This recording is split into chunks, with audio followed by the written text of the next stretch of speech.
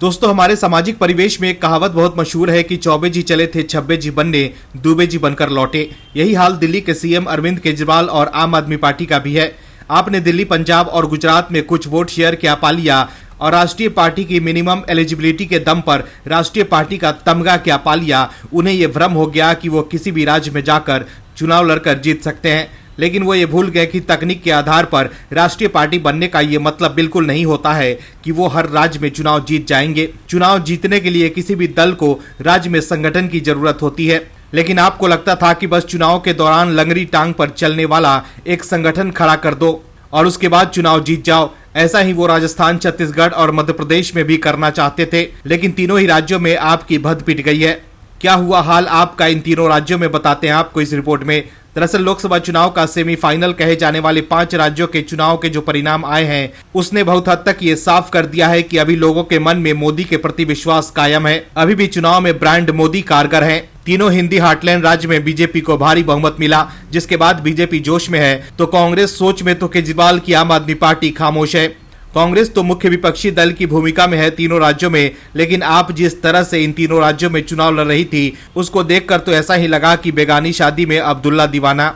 आप जो सोच रही थी कि अगर इन तीनों राज्यों में अच्छा किया तो राष्ट्रीय स्तर पर हमारी मौजूदगी बढ़ेगी, लेकिन आप औंधे मुंह गिर गई। इन तीनों ही चुनावी राज्यों में क्या रहा आपका परिणाम और कैसे केजरीवाल की हो गई भारी बेइज्जती, बताते हैं आपको। दरअसल मध्य प्रदेश में आपने 70 से ज्यादा सीटों पर अपने कैंडिडेट उतारे थे। वहीं राजस्थान में 88 और छत्तीसगढ़ में 57 सीटों पर उसके उम्मीदवारों ने चुनाव लड़ा था। वहीं अपने मैनिफेस्टो में आपने कई तरह के वादे किए थे।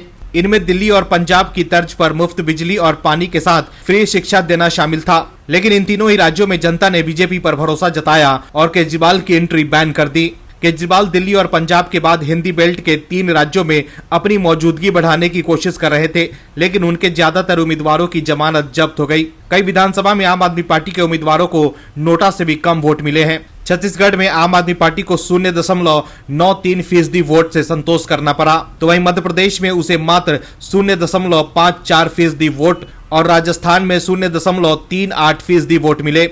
वहीं केजरीवाल एंड कंपनी की इस करारी हार पर बीजेपी ने पलटवार कर केजरीवाल पर निशाना साधा है। दिल्ली बीजेपी के अध्यक्ष वीरेंद्र सचदेवा ने कहा कि अब राजधानी दिल्ली की जनता भी अरविंद केजरीवाल से छुट्टी चाहती है और केजरीवाल की विदाई तय है। सचदेवा ने कहा कि तीनों राज्यों की जनता ने केजरीवाल की गंदी राजनीति को खारिज कर दिया है, क्योंकि उनके लगभग सभी उम्मीदवारों ने अपना जमानत खो दी है। इससे ये बात साबित होता है कि पूरे देश में कोई भी अब अरविंद केजरीवाल की राजनीति को पसंद नहीं कर रहा है और इससे उनकी विदाई का समय आ गया है। Bureau report, OMH news. और भी वीडियोस देखने के लिए चैनल को सब्सक्राइब करें और बेल आइकन को दबाएं।